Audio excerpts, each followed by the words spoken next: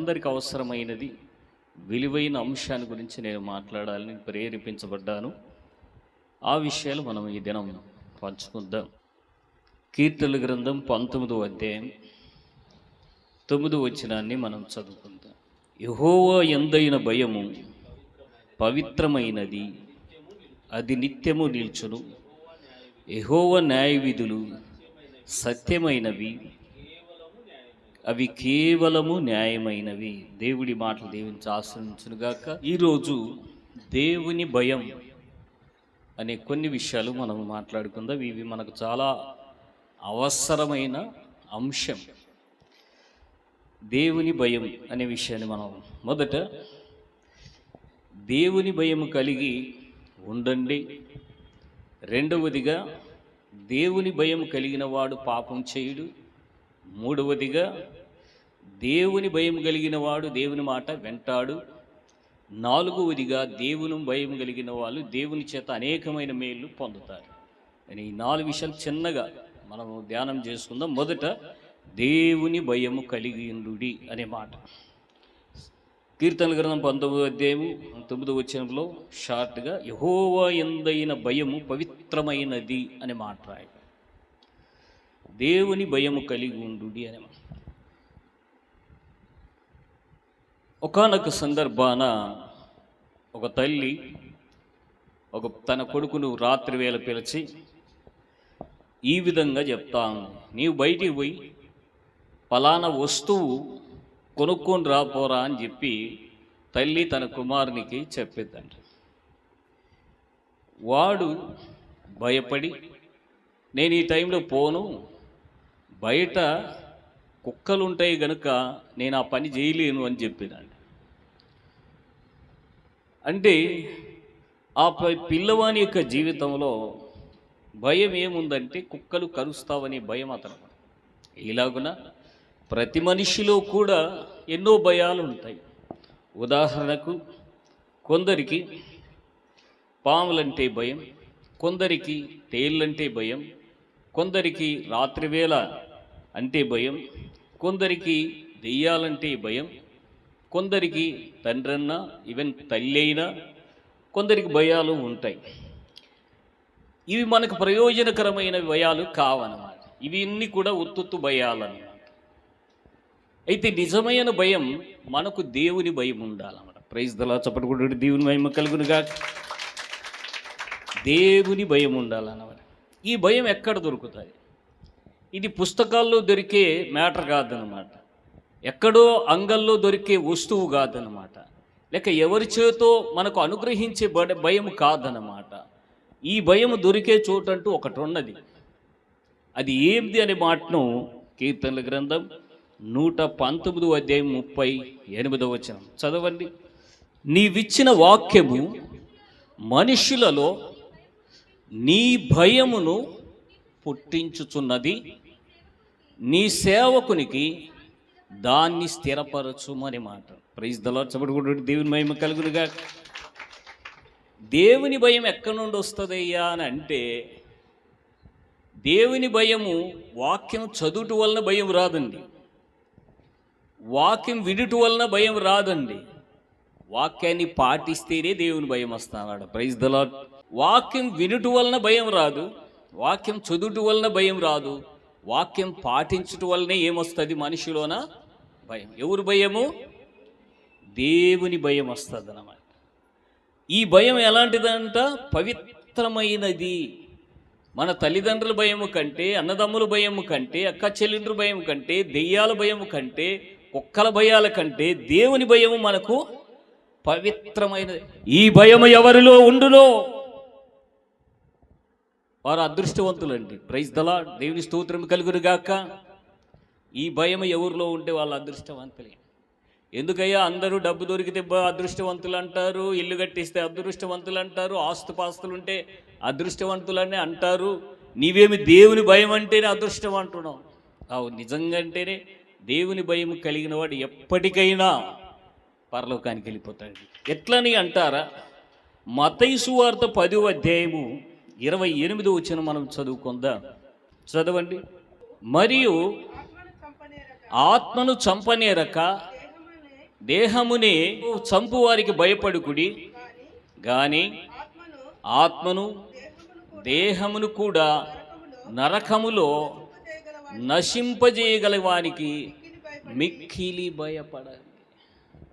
లోకములో ఆత్మనే చంపనేరక దేహమునే చంపే మనుషులకు, వాళ్ళు ఎవరైనా సరే, జంతువులకు అవేవైనా సరే, లేక చీకటి శక్తులకు అవేవైనా సరే, వాటికి మీరేం చేయొద్దు, భయపడాలి.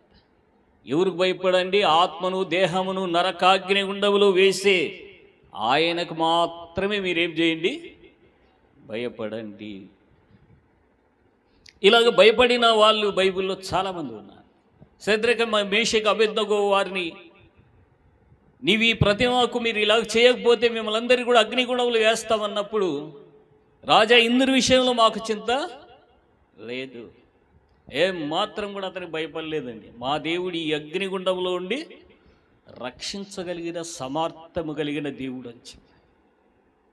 అందుకని రాజుకు భయపడలేదు, దేవునికి భయపడ్డాడు. కాబట్టి అగ్నిగుండంలో దేవుడు వాళ్ళని బయటికి తీసుకొచ్చాడు. ఎప్పుడైతే నీవు దేవునికి భయపడతావో నీవెప్పుడు కూడా పాపం చేయవండి. మనం సామెతల గ్రంథం 8వ అధ్యాయం 13వ వచనం మనం చదువుకుందాం. యెహోవాయందు భయభక్తులు కలిగి ఉండుట చెడుతనమును అసహించుకొనుటయే, గర్వమును అహంకారమును దుర్మార్గత కుటిలమైన మాటలు నాకు అసహ్యములు. చాలు. ఆ మధ్యలో ఒక ఉద్యోగి ఈ విధంగా చెప్పంగా నేను విన్నాను. ఒక ఉద్యోగస్తుని దగ్గరికి ఒక సామాన్య మానవుడు పోయి ఒక పని మీద పని చేసిన తర్వాత అతనికి లంచం ఇవ్వడానికి చెయ్యి చాపాడు. చాపితే ఆ ఉద్యోగస్తుడు అన్నాడంట, అయ్యా నేను ఈ డబ్బు తీసుకోను అన్నాడు. అయ్యా అందరు ఈ స్టాఫ్లో అందరు తీసుకుంటారు, నీ ఒక్కడి ఎందుకు తీసుకోవు అన్నాడు. నేను క్రైస్తవుని గనక, నేను దేవునికి భయపడేవాడిని గనక ఈ లంచం నేను తీసుకోను అన్నట. Praise the lord. చెప్పట్టుకుంటే దేవుని మహిమ కలుగునుగా. వేల్పులలోన నీ వంటి దేవుడు ఎవరయ్యా, నీకు ఎవరయ్యా, పరిశుద్ధతలో నీ వంటి దేవుడు ఎవరయ్యా, నీకు ఎవరయ్యా, యేసయ్యా నీ బలము హల్లెలూయా ఎంతో గొప్పది, యేసయ్యా నీ బలము ఎంతో గొప్పది, వేల్పులలోన నీ వంటి దేవుడు ఎవరయ్యా, నీకు ఎవరయ్యా.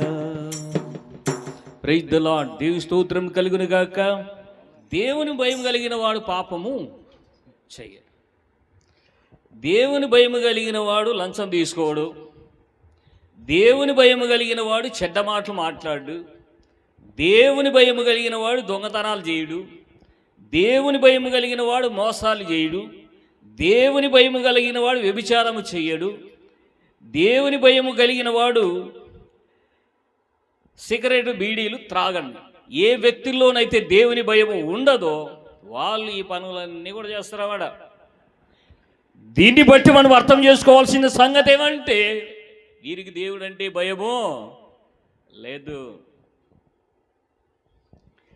బైబిల్ గ్రంథంలో ఒక ఆయన భయపడిపోయి పారిపోయినట్లు రాయబడి, ఆదికాండం 39వ అధ్యాయం 9వ వచనం. నీవు అతని భార్యవైనందున నిన్ను తప్ప దేనిని నాకు అప్పగింపకుండలేదు. కాబట్టి నేనెట్లు ఇంత ఘోరమైన దుష్కార్యము చేసి దేవునికి విరోధముగా పాపం చేయుటకు లేక కట్టుకొందునని తన యజమాని భార్యతో నేను. Praise the Lord. దేవునికి స్తోత్రము కలుగును గాక. ఈ భాగంలోన పోతీఫర్ భార్య జోసెఫ్ను లేక యోసేపును ప్రేరేపిస్తాం. పాపానికి, ఈ పాపానికి వ్యభిచారానికి ప్రేరేపిస్తాం. అలాగే లోకంలో మనల్ని కూడా అనేకమైన వాటికి ప్రేరేపిస్తూ ఉంటాం. తింటే తప్పే లేదు, పోతే తప్పే లేదు, చూస్తే తప్పే లేదు, చేస్తే తప్పే లేదు అనేవాళ్ళు పొయ్యొద్దాంరా, తినొద్దాంరా, చూసొద్దాంరా, చెడ్డవాటి కోసం అనేకులు మనల్ని ఏం చేస్తూ ఉంటారు? ప్రేరేపిస్తారు. రా పోదాం, దొంగతనానికి పోదాంరా, వ్యభిచారానికి పోదాంరా, మోసానికి పోదాంరా, అన్యాయానికి పోదాంరా అని ప్రేరేపిస్తారు. పోతిఫర్ భార్య యోసేపును అలాగున ప్రేరేపిస్తుంది, నాతో పాపం చెయ్యమని. కానీ అతడు అంటున్న మాట మనం చూడొచ్చు, దేవుని దృష్టికి ఇంత ఘోరమైన కార్యము నేను ఎలాగునా చేయగలను? ఆయనలో ఏముండది? దేవుని భయం ఉంటా ఉన్నది. Praise the lord. చప్పటి కొట్టండి. దేవుని మహిమ కలుగునుగాక. దేవుని భయం, దేవునికి భయపడే ఆ పాపాన్ని చెయ్యకుండా అక్కడి నుండి ఏమైపోయినాడు? అతడు పారిపోయినాడు. దేవునికి భయపడేవాడు ఏం మాత్రం కూడా పాపం చేయడు. అది ఎంత పరిస్థితి అయినా, ఎంత రిస్క్ అయినా సరే, ఏమాత్రం కూడా దేవునికి భయపడి ఆ పాపం చేయడు. నెహెమీయా గ్రంథం 5వ అధ్యాయము 15వ వచనం చదువుకుంటాం. అయితే నాకు ముందుగా నుండిన అధికారులు జనుల యొద్ద నుండి ఆహారమును ద్రాక్షరసమును 40 తులముల తీసుకొని వచ్చిరి. వారు పనివారిని సహాజనుల మీద భారం మోపుచు వచ్చిరి. అయితే దేవుని భయం చేత నేను ఇలాగున చేయలేదు. Praise the Lord. దేవుని స్తోత్రము కలుగునుగాక, దేవునికి మహిమ కలుగునుగాక. నెహెమీయా కాలంలో అతనికి అంతే ముందుంటున్న అధికారులు విపరీతంగా జనాల దగ్గర ఏం చేసేవాళ్ళు? ఆహారము, ధాన్యము, బంగారు, ఇలాంటి వెండివి అనేకమైన వాటిని లంచం కింద పుచ్చుకునేవాళ్ళు. కానీ నెహెమీయా మాత్రం దేవునికి భయపడే వాటిలో ఏం చేసేవాడు కాదు, తీసుకునేవాడు కాదంట. అతనికి ఏముంటా ఉన్నది? భయం. అది తీసుకుంటూ ఏమవునో అని భయం. బైబిల్ లేని వ్యక్తి బైబిల్ గ్రంథంలో ఇంకొకడు ఉన్నాయి, ఇస్కరియోతు యూదా. ఇతడు ఎవరి దగ్గర సేవ చేస్తున్నాడు? ఒక సాధారణమైన వ్యక్తి దగ్గరగా సేవ చేసేది ఇతని. ఎవరి దగ్గర చేస్తున్నాడు? యేసుక్రీస్తు వారి దగ్గర చేస్తున్నాడు. జీవము గల దేవుని దగ్గర సేవ చేస్తా ఉన్నాడు. అతని దగ్గర డబ్బులు సంచి పెట్టుకున్న వాళ్ళని మనం అందరూ ఏమనుకుంటాం? ఖజానాదారుడు అన్నమాట. ఈ ఖజానాదారుడు దాంట్లో వేస్తున్న చందాలన్నీ కూడా ఏం చేస్తా ఉన్నాడు? మింగి వేస్తా ఉన్నాడు, తింటా ఉన్నాడు. ఆ డబ్బులు దేవునివి కదా, మనం వాడుకోకూడదు కదా, మనం తినకూడదు కదా, మనం యూజ్ చేసుకోకూడదు కదా అని చెప్పి వాటిని మేసేస్తా ఉన్నాడు. ఈ దినాల్లో చాలామంది ఇలాంటి వాళ్ళు బయలుదేరు. చేనులకు కొంతమంది వాడుకుంటే, ఇండ్లకు కొంతమంది వాడుకుంటే, వాటిని మరలా వాటికి ఇస్తే అబ్బబ్బబ్బబ్బ, దేవుడు అంటే భయం లేకుండా ఈ పనులు చేస్తాం. ఇస్కరియోతు యూదా ఒక సాధారణమైన వ్యక్తి దగ్గర సేవ చేయట్లేదు, కానీ జీవం గల యేసుక్రీస్తు వారి దగ్గర ఆయనకి ఏం తెలియదులే, ఆయన గుడ్డోళ్ళే, ఆయన జోళ్ళే అని బహుశా అనుకోని ఉండవచ్చు. ఆ భయం ఉంటే వాడేందుకు వాటిని వాడుకుంటారు? ఆ భయం లేదు కాబట్టి ఆ డబ్బుల్లో వాడుకుంటూ దొంగిలించుతూ వచ్చాను అని మాట్లాడాయి. దొంగిలించుతూ వచ్చాను. భయం లేని వాళ్ళు ఇలాంటి పనులు చేస్తారండి. దేవుడు లేదు, ఏమి లేదండి, అడ్డమైన పనులు చేస్తారు వీళ్ళకి దేవుని భయం అంటే ఉండదు. కానీ నెహెమీయా నేను ఆ పని చెయ్యలేదు, దేవునికి భయపడి. Praise the lord. చప్పటి కొట్టుంటే దేవుని భయం కలుగునుగాక. దేవునికి భయపడేవాడు ఏ పాపము చెయ్యడు. అందుకని వాళ్ళు అదృష్టవంతులు అని నేను చెప్తాను. దేవునికి భయపడే వాళ్ళందరూ కూడా ఖచ్చితంగా దేవుని మాట వింటారు. మనం ఆదికాండం 22వ అధ్యాయం 12వ వచనం చదువుకుందాం. అప్పుడు ఆయన ఆ చిన్నవాని మీద చెయ్యి వేయకము, అతన్ని ఏమి చెయ్యకము, నీకొక్కడైన కుమారుణ్ణి నాకు వెనిదీయలేదు గనక నీవు దేవునికి భయపడవాడు అని ఇందువలన నాకేం చేస్తా ఉన్నది, కనబడుచున్నది. ప్రస్తుతం ఉంటున్న లోకములో దేవుని మాట వినకుండా చాలామంది తప్పులు చేసే వాళ్ళు ఈ దినాల్లోన లేకపోలేదు. వింటారు, చదువుతారు, చూస్తారు, అన్నీ చేస్తారు, కానీ మరి ఏం చేస్తారు వింటారు. ఒక పెద్ద ఆయన బాప్తీసం తీసుకున్నాడు. జరిగిన కార్యం, బాప్తీసం తీసుకొని బీడీ తాగుతూ ఉంటాడు. ఒకసారి ఏదో సందర్భాన్ని వచ్చి, బాప్తీసం తీసుకుంటే కరెక్ట్గా ఉండాలా, నేను ఉండనప్ప అని చెప్పి ఒక అబ్బాయి అంటాడు. ఈ త్రోవ తప్పిన పెద్ద మనిషి ఏం చెప్తాడు తెలుసా, మేమందరూ కూడా బాప్తీసాలు తీసుకున్న వాళ్ళమే, అయినా బీడి తాగలేమ్మా, అయినా సరాయి తాగలేమ్మా, ఏం జరుగుతుంది, తాగినా ఏం లేదు, తిన్నా ఏమి లేదు, వేసినా ఏమి లేదు అని చెప్తా ఉన్నాను. పెద్ద మనుషులు అంటే ఎట్లా ఉండాలండి? పిల్లలు తప్పు చేస్తే ఏం చేయాలా, గద్దించాలా, బుద్ధి చెప్పి జేద్రా, మనం చేయకూడదు క్రైస్తవులు అని చెప్పేది ఏం కాదని చెప్పి. ఈ దినాల్లో బాప్తీసాలు తీసుకొని ఉంటారు, బల్లలో చేయేస్తుంటారు, చెడ్డ మాట్లాడతారు. బాప్తీసాలు తీసుకుంటారు, బల్లలో చేయేస్తారు, కొట్లాడతారు. బాప్తీసాలు తీసుకుంటారు, బల్లలో చేయేస్తారు, అడ్డమైన కొండెములు చెప్తా ఉంటారు. వీళ్ళకి దేవుని భయం ఉందని అంటామా? వీళ్ళకి దేవుని భయం లేదని. దేవునికి భయపడేవాడు ఖచ్చితంగా దేవుడు ఏం చెప్పితే అది ఏం చేస్తాడు, పాటిస్తాడు. ప్రైజ్ దల చప్పట్టుకుంటే దేవుని మహిమ కలుగునుగా. ఎందుకో నన్ను నీవు ప్రేమించినవయ్యా, ఏమిటో నా ఎడా నీకున్న ప్రేమయ్యా, ఎందుకో నన్ను నీవు ప్రేమించినవయ్యా, ఏమిటో నా ఎడా నీకున్న ప్రేమయ్యా. పాపములో పడియున్నా నన్ను నీవు నా కొరకు ఇలలోనా జన్మించినావు. పాపములో పడియున్నా నన్ను నీవు నా కొరకు ఇలలోనా జన్మించినావు. నా ఎడల నీకున్న ప్రేమ గొప్పదయా, నా ఎడల నీకున్న ప్రేమ గొప్పదయా.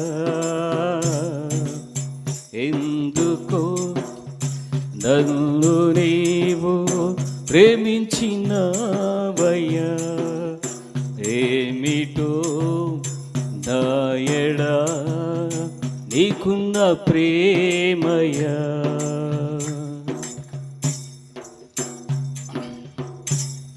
ముందు పాడిన పాట, ఇప్పుడు పాడిన పాట రెండు కూడా నేను రాసిన పాటలు ఇవి. ఈ పాటలు కొన్ని నేను ప్రార్థిస్తున్నప్పుడు కొన్ని పాటలు బయలుపడి ఉన్నాయి, కొన్ని నేను ధ్యానం చేస్తున్నప్పుడు బయలుపడిన పాట. ఇది పోయిన సంవత్సరం క్రిస్మస్ కోసం రాసిన పాట. దేవుడింతో అంతో దేవుని మహిమార్థమై ఉండు నిమిత్తులు ఈ పాటలు రాసి పాడగలిగే కృపను కూడా దేవుడు అనుగ్రహించాడు. Praise the Lord. చెప్పండి కూడా దేవుని మహిమ కలుగునుగా. దేవునికి భయపడే ప్రతి వాళ్ళు కూడా ఖచ్చితంగా దేవునికి భయపడి. దేవుడు అబ్రహామును 100 సంవత్సరాలకు కొడుకునిచ్చాడు.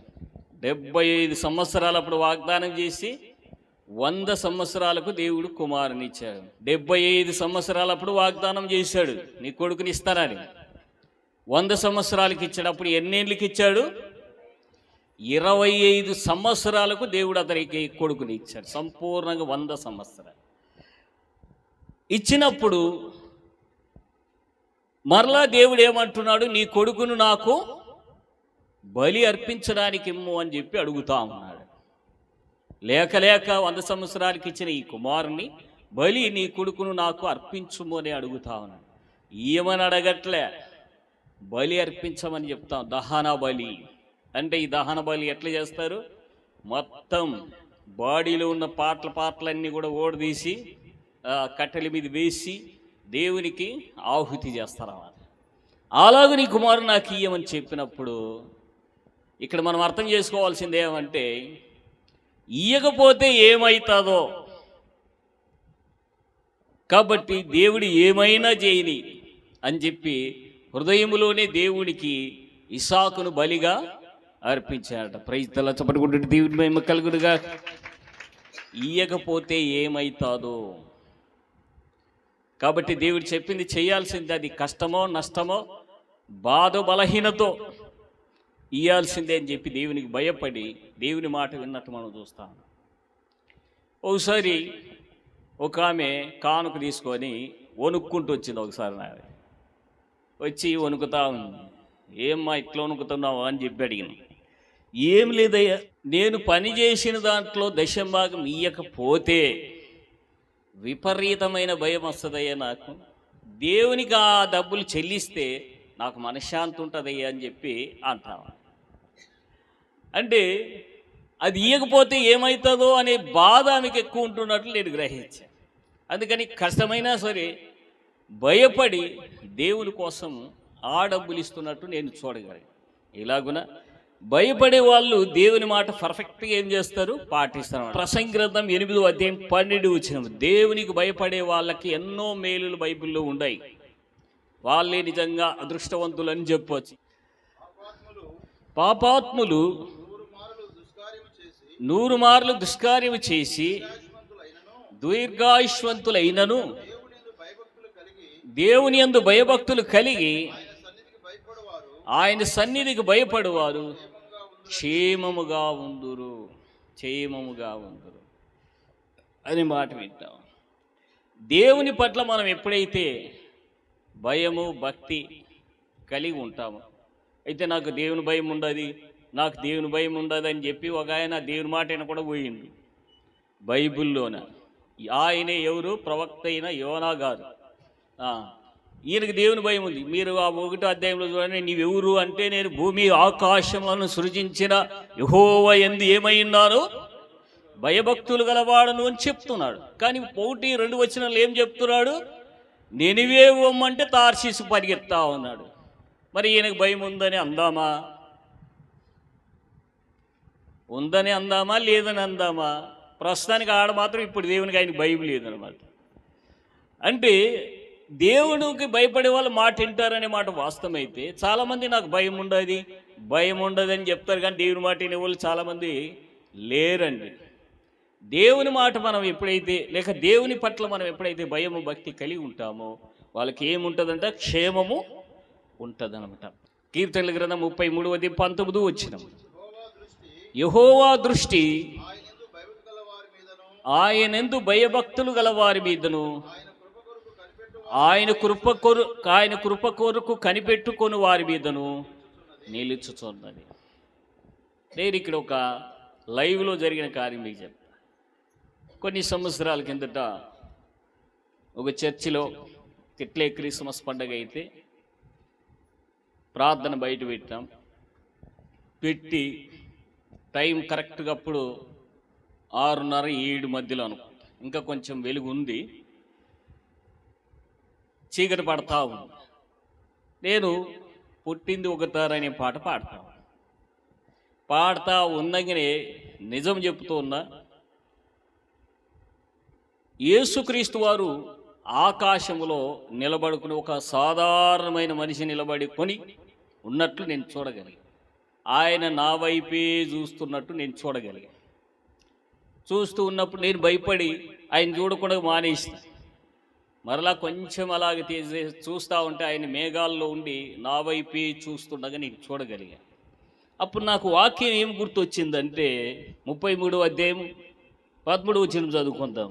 కీర్తనల గ్రంథం యెహోవా ఆకాశములో నుండి కనిపెట్టుచున్నాడు, ఆయన నరులందరిని ఏం చేస్తున్నాడు? అధ్యయనం. ఆకాశంలో నిలబడి ఒక సాధారణమైన మనిషి, మామూలు వైట్ అండ్ బట్టలు వేసుకున్నాడు, నడిక అది కట్టి అది కట్టుకున్నాడు, అది ఒక సాధారణమైన వెంట్రుకలు బ్లాక్ కలర్లో ఆయన విడిచి నా వైపు చూస్తున్నట్టు నేను కొన్ని సంవత్సరాలకి దాదాపు ఇది ఈ దర్శనం వచ్చి 1993 అనుకుంటా, అప్పుడు వచ్చింది. లైవ్లో ఆకాశంలో కనబడి నా వైపు చూస్తున్నట్టు నేను చూడగలిగి క్రమేణా ఆయన ఆ మేఘాల్లో మునిగిపోతూ అదృశ్యమైపోయిన. అంటే తన యందు భయభక్తులు గల వారిని తన కనుదృష్టితో ఆయన ఏం చేస్తూ ఉంటాడు? చూస్తా. ఎంత భాగ్యం అండి! మన తల్లిదండ్రులు మనం చూడకపోయినా, మన అక్క చెల్లి మనం చూడకపోయినా, మన వాళ్ళు చూడకపోయినా తన యందు భయభక్తులు కలిగిన వాళ్ళు ఎక్కడుంటే చాలు వాళ్ళని ఆయన ఏం చేస్తుంటాడు? చూస్తా.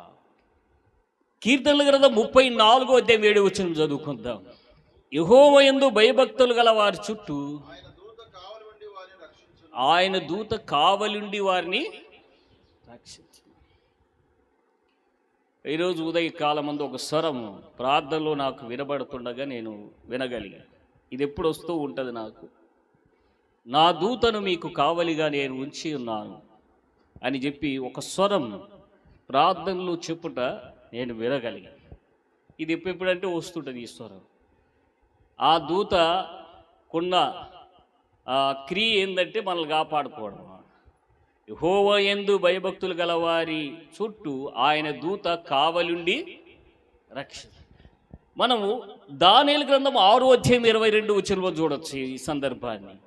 దానియేలు గ్రంథం 6:22. నేను నా దేవుని దృష్టికి నిర్దోషి అనిగా కనబడతిని గనక తన దూతను అంపించి సింహాలు నాకు ఏ హాని చెయ్యకుండా వాటి నోళ్లను మోయించను. Praise the lord. చప్పట్టుకుంటే దేవుని మహిమ కలుగునుగా. ఇక్కడ దానియేలు భక్తుని సింహపు బోనులో లేక గుహలు వేస్తే దేవుడు పరలోకము నుండి దానియేలుకు సంబంధించిన దానియేలు దూత అని చెప్పాలి మనం. దానియేలుకు కేటాయించబడిన దూత ఆ సింహాల గుహలో, ఆ సింహాల బోనులో మధ్య నిలబడి సింహాల నోళ్ళను ఏం చేసింది? మూసివేసాను. మీరు అనొచ్చు, దేవుడు ఇట్లా సపరేట్గా ఒక్కొక్క దేవదూతను ఉంచుతాడంటే వాస్తవం ఉంచుతాడు, అది సత్యం. ఇక్కడ దానియేలు దేవదూత. మీరు అపోస్తుల కార్యములు 12వ అధ్యాయం మనం చదువుకున్నట్లయితే అక్కడ ఈ మాట రాయి. చివరి అపోస్తుల కార్యములు 12వ అధ్యాయము 7 ఇదిగో ప్రభు దూత అతని దగ్గర నిలిచెను, అతనుండిన గదిలో వెలుగు ప్రకాశించెను. దూత పేతురు ప్రక్కన తట్టి త్వరగా లెమ్మని చెప్పి అతన్ని లేపగా సంఖ్యలు అతని చేతి నుండి ఏమాయను? ఊడిపడిన. ఈ దూతల యొక్క పని ఏంటంటే తన నమ్మందు భయభక్తులు గల వారిని అందరినీ దగ్గరే, నీవు పడుకున్నా నీ కాడే ఉంటాడు సెక్యూరిటీగా, నీవు లేచి పొలానికి వెళ్ళినా నీ కాడే ఉంటాడు సెక్యూరిటీగా, నీవు లేచి డ్యూటీకి వెళ్ళినా నీ కాడే ఉంటాడు సెక్యూరిటీగా. ఇతడు ఎందుకు కొరుకుంటాడంటే సాతానుడు మిమ్మల్ని టచ్ చేయకుండా, అపవాది మిమ్మల్ని ముట్టకుండా ఇతడు మిమ్మల్ని ఏం చేస్తూ ఉంటాడు? కాపాడుకుంటాడు. కీర్తనల గ్రంథం 115వ అధ్యాయం 13 పిన్నలనేవి పెద్దలనేవి తన యందు భయభక్తులు కలిగిన వారిని యెహోవా ఆశీర్వదించును అనే మా. తన యందు భయభక్తులు కలిగిన వారు పిల్లలనైనా పెద్దలనైనా ఎవరినైనా దేవుడు ఏం చేస్తాడు? ఆశీర్వాదం. ఈ చిన్నపిల్లలు కదా నన్ను దీవించనని అన్నాడు. వీళ్ళు వృద్ధులు కదా నేను దీవించలేను అనుకో. తన పట్ల భయము భక్తి ఉంటే ఎవరైనా సరే ఆయన ఏం చేస్తాడు? దీవిస్తాడు అన్నమాట. ఆశీర్వదించును అనే మాట. సరే, టోటల్గా మనం ఏం నేర్చుకుంటున్నాము అంటే దేవుని యొక్క భయము భక్తి ఇవి మనలో ఉంచుకొని వాక్యానుసారంగా జీవిస్తూ ఈ లోకంలో మనం బ్రతుకుతూ ఉన్నప్పుడు, పాపము చెయ్యకుండా జాగ్రత్త ఉన్నప్పుడు దేవుడు ఏదైతే చెప్తా ఉంటాడో దాన్ని చేస్తూ ఉన్నప్పుడు దేవుని యొక్క ఆశీర్వాదాలు మీకు వస్తాయి. మీరు ఎప్పుడైతే దేవుని మాట వినరో, దేవుడు చెప్పింది చెయ్యరో, మీ పరిస్థితి ఎలాంటిదనే మాట ఒక ఉదాహరణ చెప్పి ఇక ముగిస్తా. దేవుడు పట్ల నీకు భయము భక్తి లేకపోతే, దేవుడు చెప్పింది నీవు చేయకపోతే నీ పరిస్థితి ఎలాంటిదంటే కంపౌండ్ లేని ఇల్లు లాంటిది, కంచె లేని సేను లాంటిది, భర్త లేని భార్య లాంటిది. టోటల్గా ఎవరికైనా భర్త లేకపోతే ఆ భార్యలకు ఎంత టార్చర్ ఉంటుంది అనేది ఆమె చెప్తుంది మనకి. ఇంటికి కంపౌండ్ లేకపోతే ఆ ఇంట్లో ఎప్పుడైనా ఎవరైనా అప్ అండ్ డౌన్ చేయొచ్చు అన్నమాట. చేనుకు కంచె లేకపోతే ఆ చేను ఎప్పుడైనా పాడైపోతుంది అన్నమాట.